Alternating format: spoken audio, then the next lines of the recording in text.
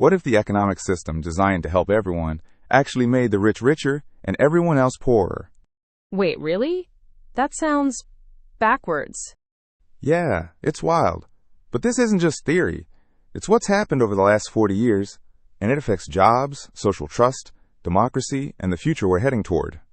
So by the end of this, we'll understand why today's political chaos and inequality aren't accidents, but the result of decades of economic policies? Exactly. It all started in the 1980s with something called trickle-down economics. The idea was simple: cut taxes for the rich and corporations, deregulate markets, privatize public services, and wealth would trickle down to everyone else. Like water flowing downhill, lifting all boats? Right. But here's the twist. It didn't work that way. Instead of flowing down, wealth flowed up, to the richest few. Why? Was the theory just applied wrong? Not really. The problem was, the theory assumed rich people would invest in society, but in reality, many use their wealth to protect and grow their fortunes through financial tools, influencing policies, and crushing competition. So instead of helping everyone, it just made the rich richer? Exactly. Over 40 years, inequality exploded. Now, a few hundred people own more wealth than half the world's population.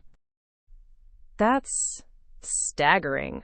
But it's not just about fairness, right? It also breaks down social trust. Yes, when people see the system is rigged, they get angry and lose hope. That anger can be exploited by populist leaders who promise change but often protect the same wealthy interests. And the culture shifts too. Greed gets praised, poverty blamed on individuals, and cooperation replaced by cutthroat competition. Exactly. Even big issues like declining birth rates connect to this loss of hope and security. And now, power isn't just about land or factories. It's about digital infrastructure. Yeah, companies like Amazon, Google, and Microsoft control the platforms we rely on for work, shopping, and social life. Being cut off from them is like being excluded from the economy itself. So we're moving toward a new kind of feudalism, dependency on a few digital lords with no democratic accountability? That's right, and politically, the global economy is deeply connected but lacks a global political system to regulate it. The 2008 financial crisis showed how quickly problems spread worldwide. Governments bailed out banks, but ordinary people paid the price, deepening distrust. Exactly.